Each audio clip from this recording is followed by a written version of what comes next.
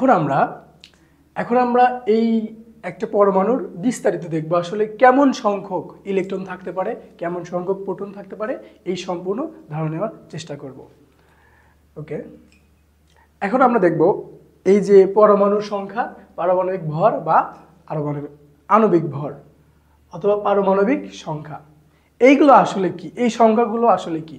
আমরা একটু আগে দেখলাম যে আমাদের একটা পরমাণুতে মাঝখানে থাকে কি নিউক্লিয়াস, নিউক্লিয়াসের ভিতরে বা আমরা বলতে পারি নিউক্লিয়াসের সাথেই একদম প্রোটন আর নিউট্রন থাকে এবং এর চারপাশে কি থাকে, ইলেকট্রনগুলো আবর্তন করতে থাকে।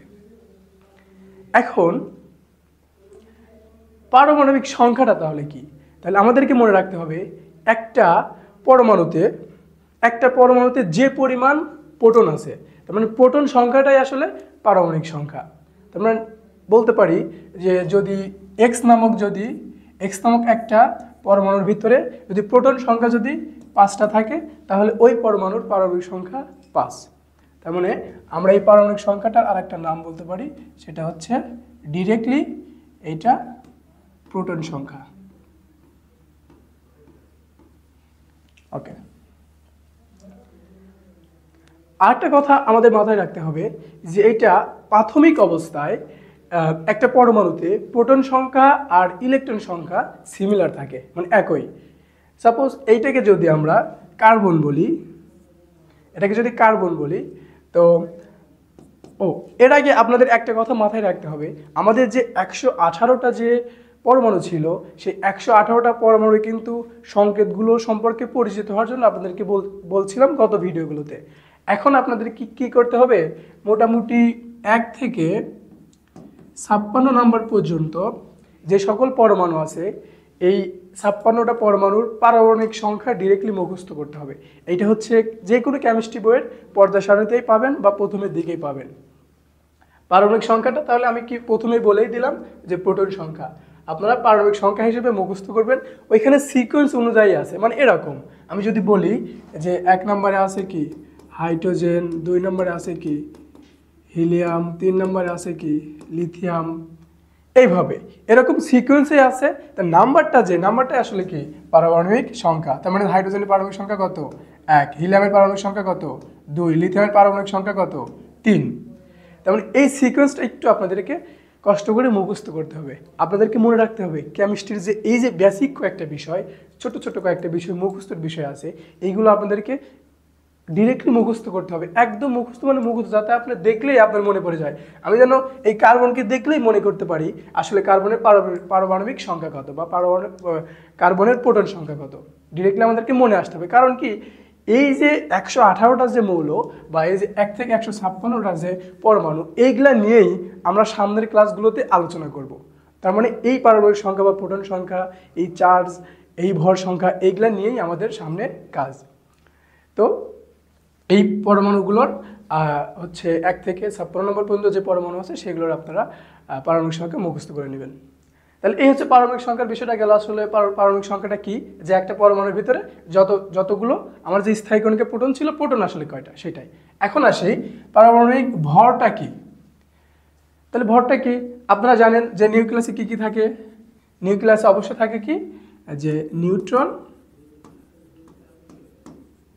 আর কি থাকে আর হচ্ছে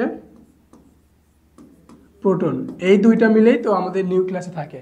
এখন বিষয় হচ্ছে এই পারমাণবিক ভরটা হচ্ছে এই দুইটার যোগফল, মানে নিউটনের সংখ্যা এবং প্রোটনের সংখ্যা যোগ করলে যা হয় সেটা হচ্ছে আমাদের পারমাণবিক ভর।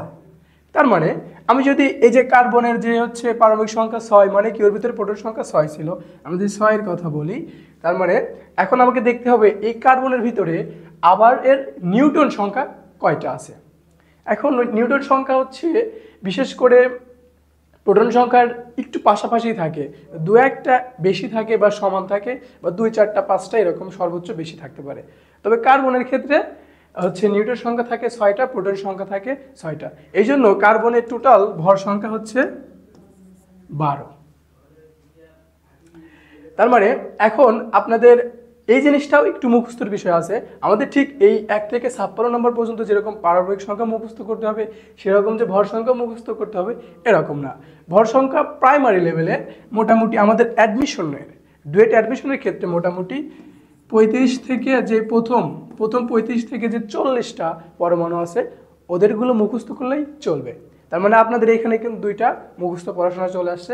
একটা হচ্ছে 1 থেকে 56 নম্বর পর্যন্ত পারমাণবিক সংখ্যা ডিরেক্ট মুখস্থ, আর 35 থেকে 40 নম্বর পর্যন্ত ভর সংখ্যাগুলোকে মুখস্থ করতে হবে। ভর সংখ্যাটা কি আমি যে এখন লিখে দেই, যদিও বলছি যে ভর সংখ্যাটা আসলে কি হচ্ছে, তাইলে আমার প্রোটন সংখ্যা যোগ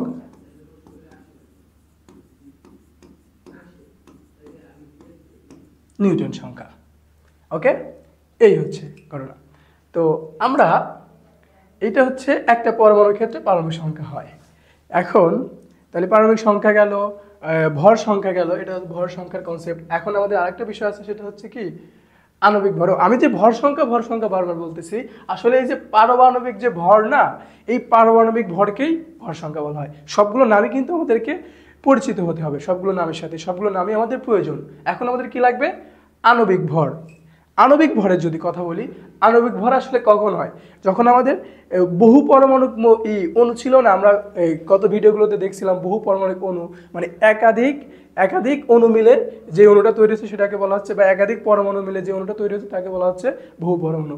যেরকম আমরা পড়ছিলাম কি যে হচ্ছে কার্বন ডাই অক্সাইড, এখানে অনেকগুলো পরমাণু মিলে তৈরি হয়েছে জন্য এটাকে কি বলছিলাম? বহু পরমাণু অণু। তো এখন এইটার আসলে আমরা যদি ভর নির্ণয় করি, আমরা এইটা যখন ভর নির্ণয় করব তখন এটা হবে আণবিক ভর। আবার যদি সিঙ্গেল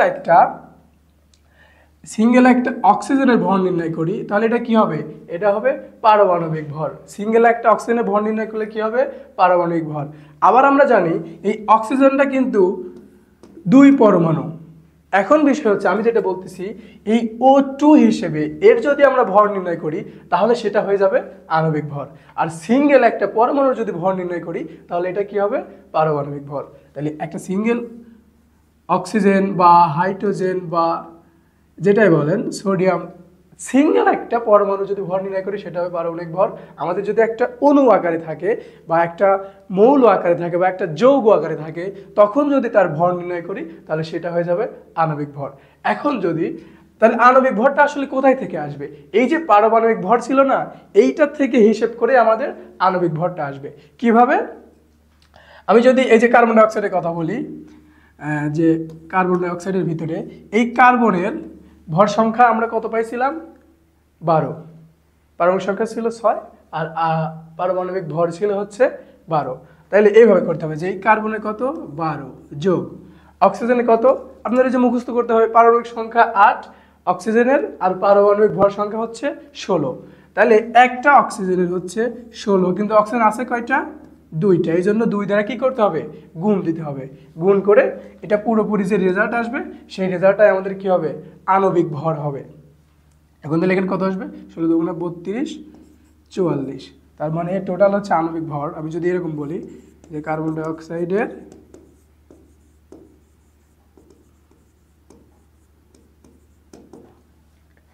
অক্সাইডের আণবিক ভর 44। এই তো মোটামুটি আমাদের হচ্ছে পারমাণবিক সংখ্যা, পারমাণবিক ভর আর আণবিক ভরের কনসেপ্ট।